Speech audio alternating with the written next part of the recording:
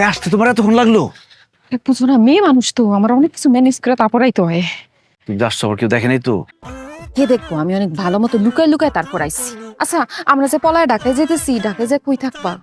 আরে কই থাকুম সেটা জানি না, কোন একটা ব্যবস্থা হয়ে যাবে, চলো। এই এই দাঁড়া কইতেছি, এই দাঁড়া, এই দাঁড়া কইতেছি, এই দাঁড়া, দাঁড়া কইতেছি।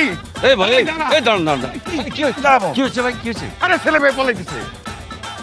ছেলে মেয়ে পালাইছে? হ্যাঁ। ঠিক করছে, পালাবে না। আরে বিয়ার উপযুক্ত সময় মতো বিয়ে দিবেন না, ছেলে মেয়ে পালাবে না তো কি করবে? একদম ঠিক কাজ করছে। হ্যাঁ, নিজেরা তো ঠিকই বিয়ে শাদী করে বুড়া হয়ে গেছেন।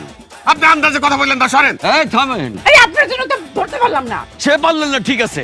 আপনাদের মতো বাপ মার মাথা নাড়া করে ঘোল ঢেলে মুখে চুনকালি মেখে গ্রাম থেকে বের করে দেওয়া উচিত। কেমনটা লাগে কত?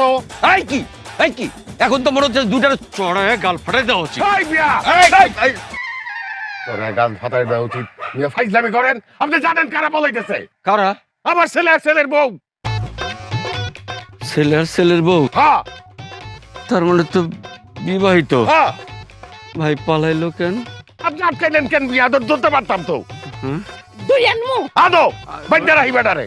আমার এই হ্যাঁ গাল তো ফাটাইছেন, আমি আসি। আসসালামু আলাইকুম। ফাজিল বেটা জানি কোহানকার মাঝখান দিয়ে আইসা দিল আটকাইয়া।